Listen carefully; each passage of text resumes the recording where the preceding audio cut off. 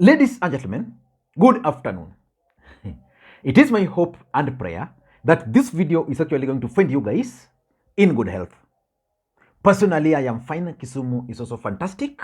Maybe you could let me know where you're watching the video from, the county or the country, in case you are out of the republic. Kakamega Governor Baraza has shocked William Ruto and Musalia Mudavadi with some bad news. For those who follow the politics of this country very closely, yesterday there was a church service or a prayer service, national prayer service in Kakamega. That event was presided over by none other than the Deputy President Rigathi Gachagua and the Chief Prime Cabinet Secretary Musalia Mudavadi. And it brought together almost who is who in Kenya Kwanza. That meeting was convened by none other than, in quotes, Farouk Kibet. For those who follow the politics of this country, Farouk Kibet is the face of William Samoei Arap Ruto. According to the organizers, who was the Malava member of parliament, the event was organized by Farouk, who is the patron of 40 churches in Kakamega. So the meeting was significant. And amongst the people who attended that meeting included the Kakamega Governor, Baraza. And that event in Kakamega yesterday, if you ask me, was intended to achieve some objectives. I don't know whether those objectives were achieved, but today, the Kakamega Governor delivered some news which is not good for Kenya Kwanza. So in this video, I want us to look at that bad news which the Kakamega Governor has delivered and the objective, why he had to do it. Because remember, Raila Odinga has announced the mother of all demonstrations tomorrow. So before we do all those, in case you're watching this channel for the first time, please take a second or two, click that subscribe button so that next time we produce a video like this, YouTube will automatically notify you. And to the subscribers, I want to continue thanking you guys for your continued support, because without that support, this channel cannot be where it is.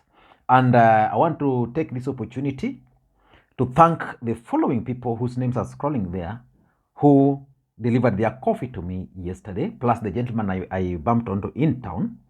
So I'm really thankful. You can also do the same on the numbers on your screens. Now, let us get back to the main issue. Yesterday, Kenya Kwanza were in Kakamega. And for me, if you ask me, that meeting in Kakamega was supposed to achieve these four objectives. The first objective is to project the unity of Kenya Kwanza. Of late, there's been discussions within the political circles about fallout in Kenya Kwanza, about Rigathi Gachagua falling out with Mudavadi, Rigathi Gachagua falling out with Kindiki, you know, the silence from members of parliament from the Kalenjin nation. So a lot of things has been happening. So the fact that Kenya Kwanza decided to send Rigathi Gachagua to be the chief guest in an event in Kakamega was basically to project an image of a united Kenya Kwanza. And that's why if you listened to Rigathi Gachagua's speech, he labored explaining that he doesn't have any problem with Mudavadi because he worked with Mudavadi when Mudavadi was the running mate to Uhuru Kenyatta, things like those. And that time he was, I think it was the PA to Uhuru Kenyatta. So that was the first objective. The second objective is to bring together the lawyers and the Kalenjins. William Ruto is keen on bringing the Luhya nation and the Kalenjin nation together. In fact, he tried this in the last election, but did not really go as per his plans. Because remember, just like the Luhya nation borders the Luo, on the other side, they also border the Kalenjin. So the Luhya nation have always believed that their leadership will come from the lake. So they've always supported Raila Odinga. So this time around, even if you listen to Musalia Mudavadi, they're like, now, hakuna tofauti, even if we now shift our support from the lake to the mountain. So that's number two. Number three, I also tend to think that that Kakamega meeting was convened purposely to break the Kikuyu Kalenjin prayer rallies. You know, since William Ruto came to power, he's been holding prayer rallies across the two communities. So Kakamega one was supposed to achieve that objective, but now, because of the situation, Ruto was not able to attend. But lastly, this meeting was also convened to respond to Raila Odinga. In fact, anybody who listened to the speeches during that time, during that rally, out of 1,000 words which were uttered, 900 were Raila Odinga. So it was all about Raila Odinga, nothing prayer. But today, the Kakamega Governor Baraza had this to say. Na sisi kama wana Azimio, ningependa kutangaza wazi leo, mimi ni gavana wa Kakamega kwa tiketi cha ODM. Mimi I am a live member of ODM. Kwa hivyo I support 100% Raila Odinga. Katiba ukiangalia kipengele nambari 37 inatupatia ruhusa ya kufanya maandamano ya amani. That is provided for in the constitution. Baba Raila Odinga, sisi tunamtambua kama the champion of devolution.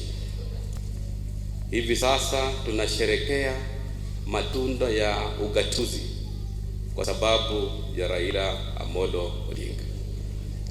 Kama gavana ambaye ni supporter mkubwa sana wa Raila Odinga, I support the agenda of Raila Odinga.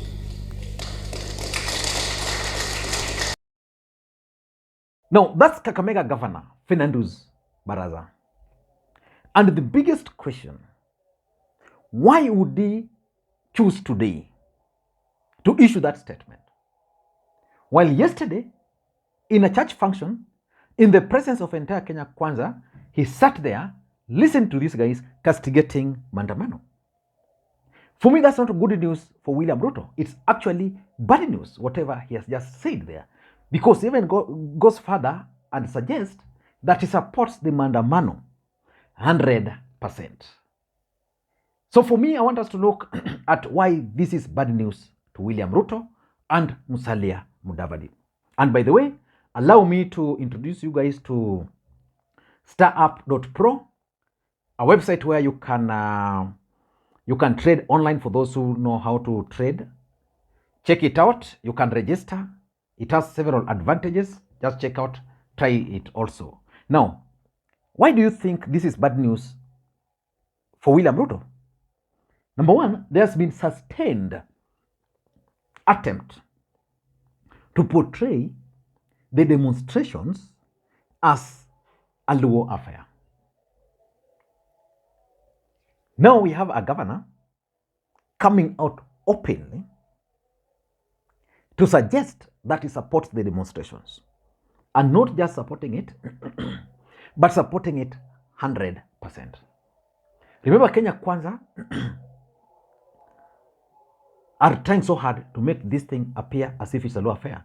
Raila Odinga has promised that this is going to be one of the biggest, or the mother of all demonstrations. Is there a chance that something is going to happen in Kakamega tomorrow? Is he going to mobilize the supporters? Because even from the crowd, you could tell that they were really excited by that announcement. So that's number one. Number two, Kakamega has always been the epicenter of lawyer politics.